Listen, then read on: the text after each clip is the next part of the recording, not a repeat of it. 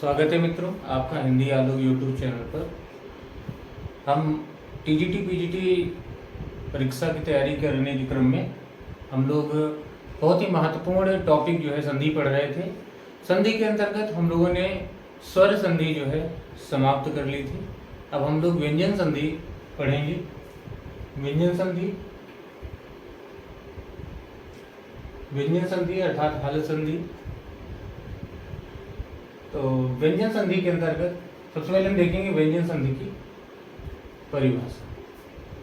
पहले शब्द के अंत में व्यंजन तथा दूसरे शब्द के प्रारंभ में स्वर या व्यंजन होने पर उनके मिलने से जो विकार होता है उसे व्यंजन संधि कहते हैं। विकार अर्थात परिवर्तन।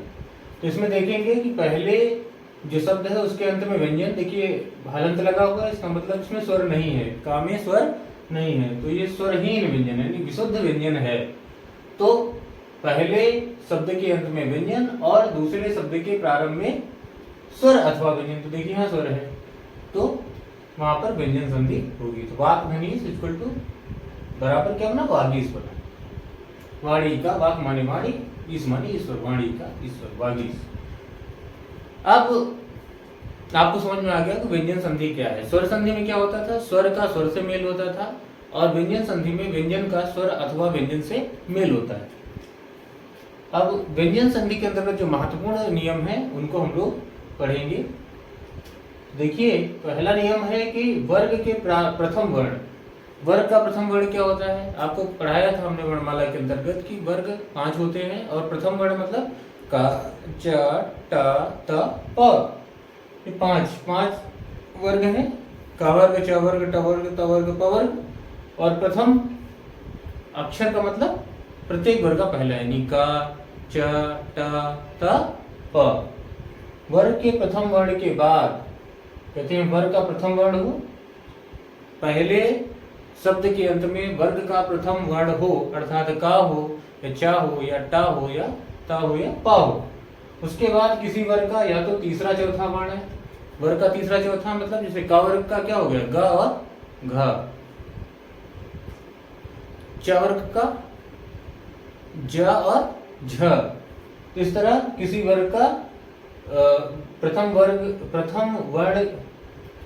के प्रथम वर्ण के बाद मतलब पहले शब्द के अंत में यदि वर्ग का प्रथम वर्ण है और उसके बाद किसी भी वर्ग का, उसी वर्ग का किसी वर्ग का तीसरा चौथा वर्ण हो, अथवा य, र, ल, व हलन सहित मतलब व्यंजन, य, र, ल, व हो अथवा ह हो, या कोई स्वर आए, है ना, कोई स्वर आए या कोई अच आए, तो उसके स्थान पर, किसके स्थान पर, वर्ग के प्रथम वर्ण के स्थान पर क्या हो जाएगा, उसी वर्ग का, जिस वर्ग का वो है उसी वर्ग का तीसरा वर्ण आदेश हो जाएगा। ये कहता है, देखिए उदाहरण देखिए से दिक धन अंत।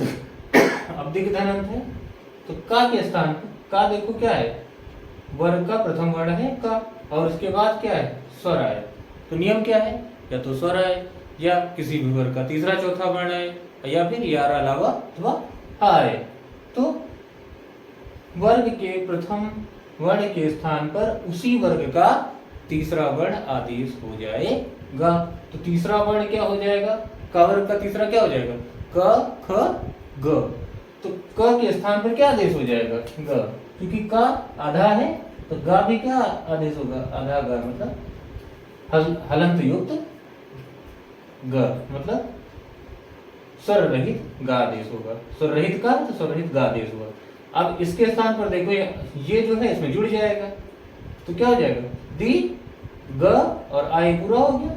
ये जो आ जुड़ा तो ये गा पूरा हो गया है, और ये बिंदी अनुसार दिगंत, दिक धन अंत। दिक माने दिशाएं, अंत माने अंत। यहाँ दिशाओं का अंत होता हो तो उसे दिगंत। उसके बाद है वाक धन ईस, ये मात्रा हमेशा इसमें जुड़ जाएगी। तो वाक का गा आदेश हो जाएगा तो वागीस हो गया।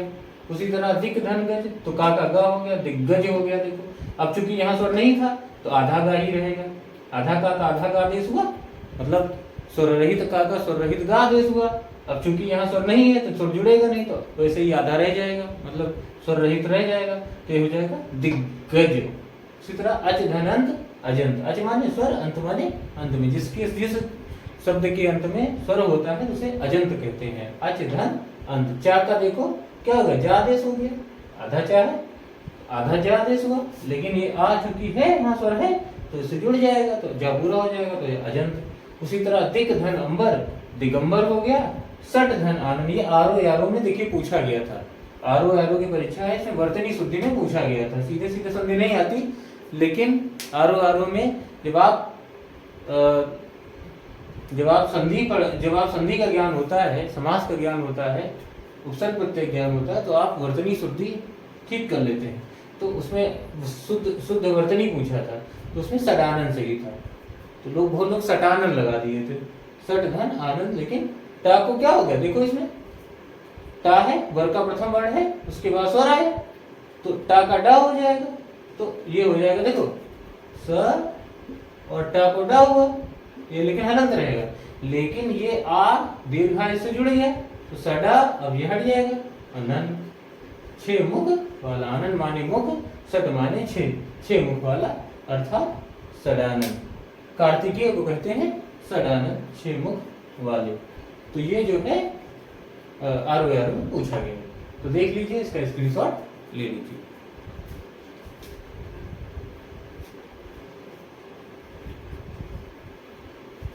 इसके बाद दूसरा नियम है,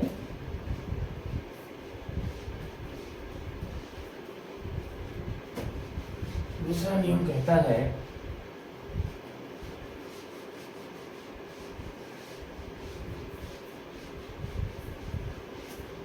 नियम कहता है कि यदि वर्ग के प्रथम वर्ण के बाद, यदि पहले शब्द के अंत में, जैसे इसमें था वर्ग का प्रथम वर्ण आए, और उसके बाद क्या हो, उसके बाद ना आए अथवा मा आए, मतलब क्या कहता है नियम 2? दूसरा नियम कहता है कि वर्ग के प्रथम वर्ण अर्थात का, च, त और या प के बाद क्या आए, या तो ना आए और या तो म आ जाए, तो इनके स्थान पर, इन प्रथम वर्ग के प्रथम वर्ण के स्थान पर पांचवा यानी पंचमाक्षर उसी वर्ग का, ये याद रखना, उसी वर्ग का आदेश हो जाएगा, आदेश हो जाएगा, ये नियम है। अब देखिए, जैसे वाक धन में, वाक, जैसे मैं कहा वाक धन में, अब देखिए वर्ग का प्रथम वर्ण है तो, और माँ आया, तो माँ अथवा ना आए तो इसके स्थान पर इसी वर्ग का पंचमाक्षर हो जाएगा, तो का पांचवा अक्षर होता है अंगा, तो ये हो जाएगा वाक धनमय।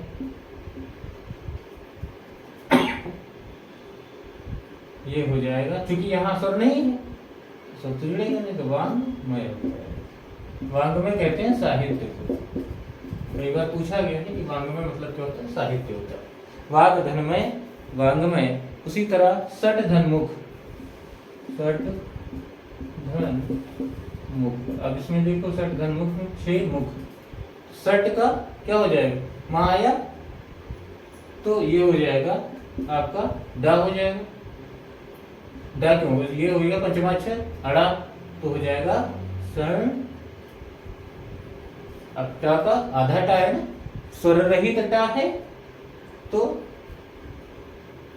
स्वर रहित अड़ा होगा, यानी आधा टा का आधा अड़ा आदेश होगा। अब ये हो जाएगा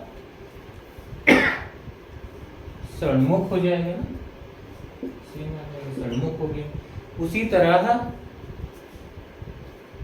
दिग्धननाथ, इसी तरह बन जाएगा दिग्धननाथ। सब में मामा आ रहा था, इसमें देखो नाथ, ना आ गया। दिक धन्नाथ, दिशाओं के नाथ। कैसे? का अंगा हो गया, देखो पंचमाक्षर होगा, तो ये बनेगा दी, और चूंकि यहाँ स्वर नहीं है, स्वर तो जुड़ेगा नहीं, तो आधा ये भी रहेगा, दिन नाथ, ये बनेगा। तो ये जो है दूसरा नियम है, तो इसको आप स्क्रीनशॉट ले लीजिए।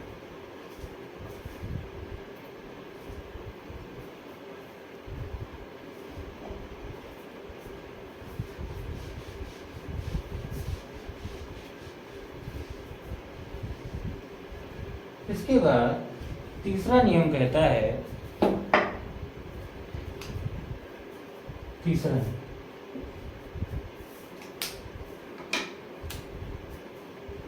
तीसरा नियम कहता है कि यदि च के बाद,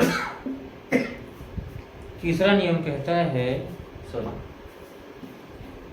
ये कहता है यदि ता के बाद, मतलब ता के बाद का मतलब पहले शब्द के अंत में यदि ता हो,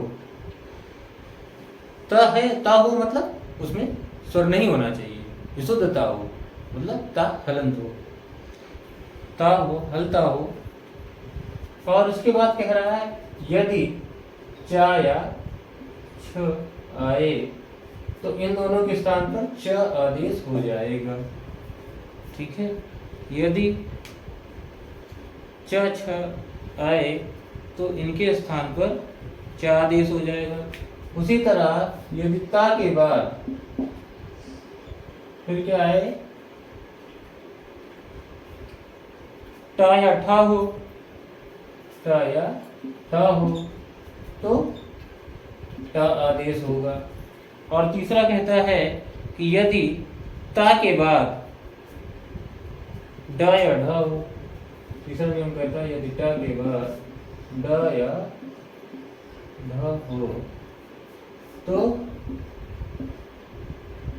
ड आदेश हो जाएगा, और यदि ला हो तो ला हो जाएगा। और चौथा नियम कहता है यदि ता के बाद ला हो तो ला आदेश हो जाएगा। ये चार नियम, चार सूत्र है इसमें तीसरे नियम में, उनको देख लीजिए।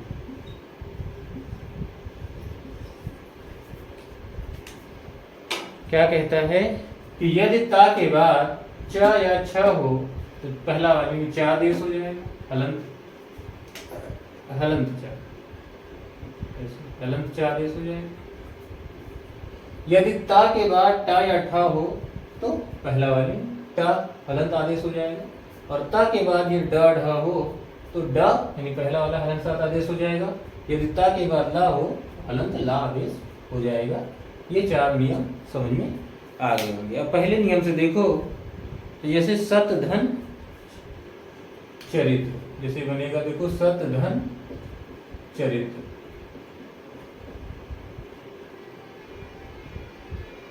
सत धन चरित्र। अब सत धन चरित्र में ता है देखो शुरुआत में, उसके बाद च आया, छ आया, तो च आया, तो कह रहा है कि यदि ता के बाद च या छ आएगा तो क्या आदेश होगा, तो च आदेश हो जाएगा, यानी आधा ता है तो आधा च आदेश हो जाएगा। तो ये हो जाएगा सच्चरित्र,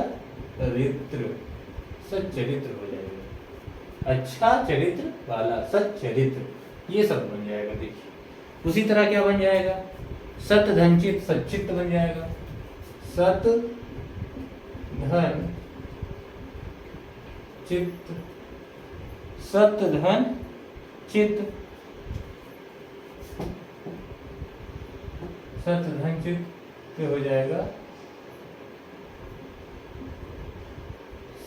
ये ताकि चा आ जाएगा तो सचित, सचित बन जाएगा, अच्छे चित्त वाला, अच्छे मन वाला। उसी तरह उत धन चारण बनता है, देखो उत धन चारण, तो देखो ता के बाद चा आया ना, तो ये चा आदेश हो जाएगा, इसका भी हलंत चा हो जाएगा उच्चारण। उत धन चारण इंपॉर्टेंट है, उच्चारण महत्वपूर्ण है। उसी तरह उत्धन चरित, उत्धन चरित, तो ये बना उच्चरित। तो ये पहले नियम के आधार पर है।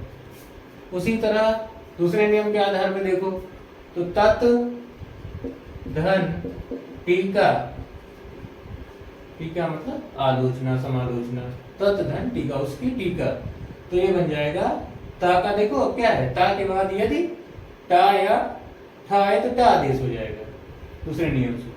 तो आधा ता है तो आधा टा ही आदेश होगा, यहाँ तो स्वर है नहीं कोई जो जुड़ेगा पूरा करेगा, तो ये बनेगा तट टीका, तत् धन टीका, तत् टीका। उसी तरह तीसरे नियम से देखो तत् धन लीन। अब इसमें क्या कहा था, यदि ता के बाद ला आएगा तो ता की जगह हलंत ला देश हो जाएगा, है ना, आधा ला, तो ये बनाएगा तल लीन, तत् धन लीन तल्लीन, यानी लगा हुआ बिल्कुल, तल्लीन मतलब बिल्कुल मग्न। तो ये आपको समझ में आ गया होगा तीसरा नियम, उम्मीद है इसका स्क्रीनशॉट आप ले लीजिए। तो व्यंजन संधि में आज के लिए इतना ही, आगे हम लोग अगले वीडियो में पढ़ेंगे। तब तक के लिए जय हिंद, जय हिंदी, जय भारत, वंदे मातरम, नमस्कार।